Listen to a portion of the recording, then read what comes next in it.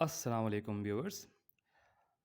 आज की वीडियो में हम जानने की कोशिश करेंगे कि किस तरह से जो ये प्राइवेट हाउसिंग सोसाइटीज़ हैं, ये किस तरह से काम करती हैं और क्या वजह है कि लाहौर में एलडीए होने की वजह से और डिफरेंट अथॉरिटीज़ होने की वजह से नैब, हाई कोर्ट, छोटी जो अदालतें, ये होने के बावजूद क्या वजह है कि बहुत सारी ऐसी हाउसिंग सोसाइटीज़ हैं। मतलब अगर मैं ये कहूँ कि 90% above 90% housing societies illegally operate कर रही हैं तो गलत ना होगा। और इसमें बहुत बड़ी-बड़ी हाउसिंग सोसाइटीज़ भी हैं जो लाहौर में या किसी भी सिटी में आप देख लें। मैं क्योंकि लाहौर के हवाले से व्लॉग्स बनाता हूँ, तो लाहौर के बारे में तो मैं वसूख से कह सकता हूँ कि यहाँ पे मौजूद मैक्सिमम हाउसिंग सोसाइटीज़ जो हैं वो इल्लीगली ऑपरेट कर रही हैं। तो आज की वीडियो में हम जानने की कोशिश करेंगे कि वो किस तरह से जो है वो ऑपरेट करती हैं और कैसे लोगों को बेवकूफ़ बनाती हैं।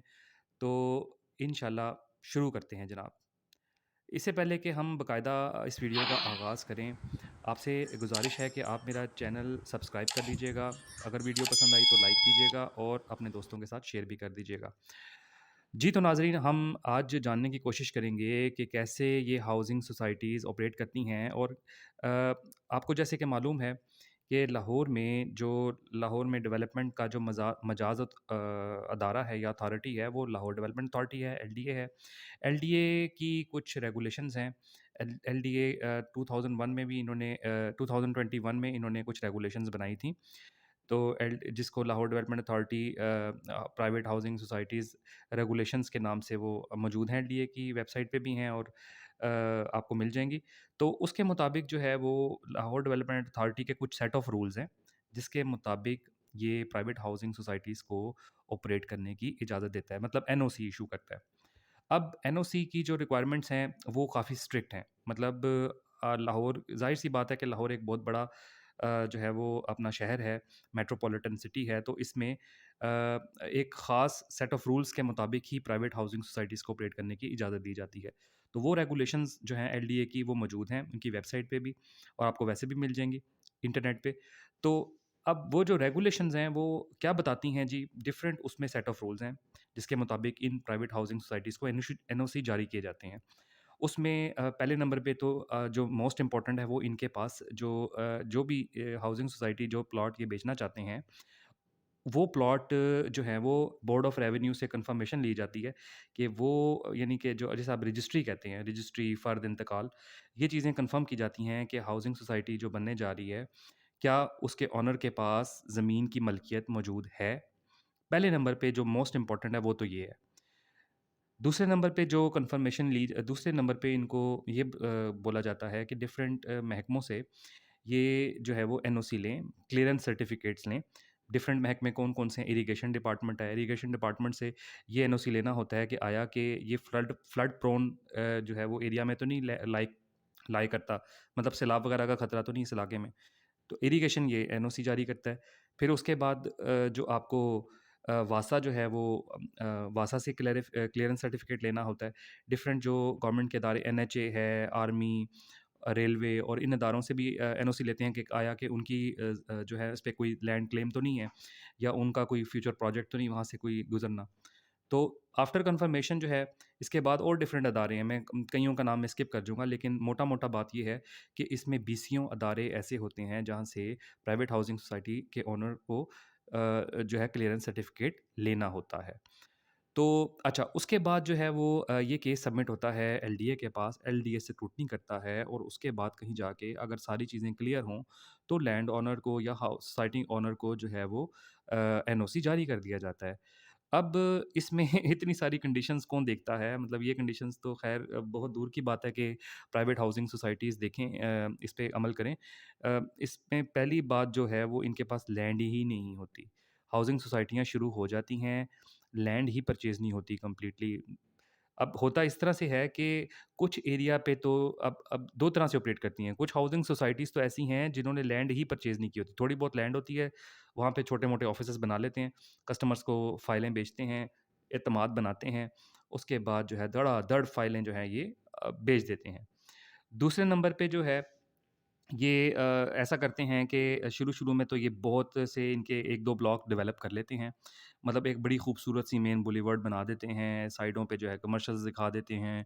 1-2 ब्लॉक्स जो हैं उसमें टाइमली ये पोज़ीशन देके आवाम को ये बता देते हैं कि जी बेहतरीन किस्म की हमने टाइमली डिलीवर कर दी है।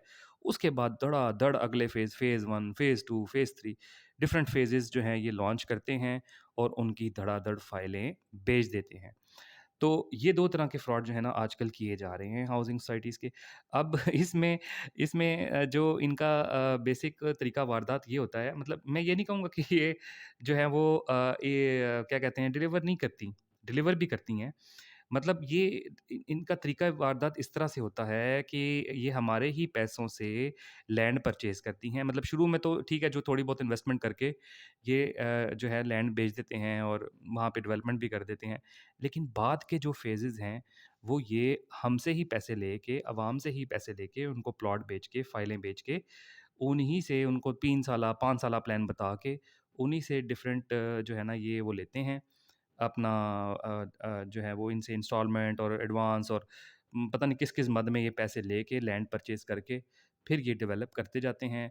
अभी पहला प्रोजेक्ट फुली डिलीवर नहीं हुआ होता तो दूसरा प्रोजेक्ट लॉन्च हो जाता है, दूसरा डिलीवर नहीं हुआ होता तीसरा लॉन्च हो जाता है। इस तरह ये जो है ना हाउसिंग सोसाइटीज़ का एक गोरख धंधा शुरू हो जाता है। तो अब ये जो ची ये जो मैं आपको बातें बता रहा हूँ ना, ये आपको ये किसी एक हाउसिंग सोसाइटी के बारे में नहीं है। ये दर्जनों हाउसिंग सोसाइटीज़ आपको नज़र आ जाएँगी, मिल जाएँगी, जो कि इसी तरीक़े वारदात को फ़ॉलो करती हैं, इसी तरह से अमल कर रही हैं। तो नाज़रीन, मेरा कहने का मकसद यही है आपको। मैं ये नहीं कहता कि अब आप लैंड परचेज़ ना करें। आप डेफ़िनेटली आपको जो है ना वो जब जिसको ज़रूरत है उसने तो डेफ़िनेटली खरीदनी है। और मोस्ट ऑफ द टाइम ये डिलीवर हो जाती हैं। लेकिन अब लोग बाज़ दफ़ा ऐसा होता है कि पैनिक होके इन हाउसिंग सोसाइटीज़ के अगेंस्ट लिटिगेशन में चले जाते हैं। कुछ लोग नैब में केस कर देते हैं, कुछ लोग हाई कोर्ट में केस कर देते हैं और डिफरेंट प्लेटफ़ॉर्म्स पे चले जाते हैं। वहाँ से जो है वो मसले का आगाज़ होता है। अब लोग क्या होता है, बहुत जल्द बाज़ दफ़ा होता है कि लोग इधर-उधर की खबरें सुन के जो है ना बातें वग़ैरह जो हो रही होती हैं डिफरेंट हाउसिंग सोसाइटी की, ये फ्रॉड है या ये वो है।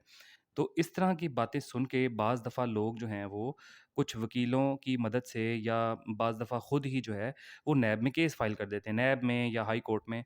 अब जब इधर इन प्लेटफ़ॉर्म्स पे ये केस जाता है, तो फिर क्या होता है, फिर ये होता है कि उन उन हाउसिंग सोसाइटीज़ के ऊपर स्टे हो जाता है, उनकी रिप्यूट मज़ीद ख़राब होती है और फिर जो है ना वो अब ज़ाहिर-सी बात है जब इस तरह की जो है ना वो हाउसिंग सोसाइटीज़ के बारे में मीडिया पे या डिफरेंट जो है वो सोशल मीडिया पे या ख़बरों में इस तरह की बातें आना शुरू हो जाएँ तो उनकी मार्केट डाउन हो जाती है, फ़ाइलें लोग बेचना शुरू कर देते हैं और जो है ना वो जो उन्होंने काम करना होता है, डिलीवर करना होता है, वो फिर नहीं कर सकते।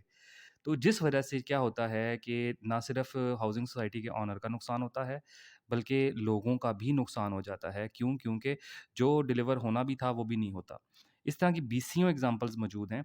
ये पार्क व्यू विलाज़ और ये ईडन हाउसिंग सोसाइटी, ईडन विलाज़ और ये डिफरेंट हाउसिंग सोसाइटीज़ हैं, बड़े-बड़े प्रोजेक्ट्स हैं जिनका केस नैब में लगा हुआ है और जिनकी जो लोग हैं, उनको वो इंसाफ़ के बेचारे मुंतज़िर हैं, उनको इंसाफ़ नहीं मिल रहा। तो अब बताने का मकसद सिर्फ़ ये था मेरा कि ये जो हाउसिंग सोसाइटीज़ हैं, अब ये ये इसी तरह काम करती हैं।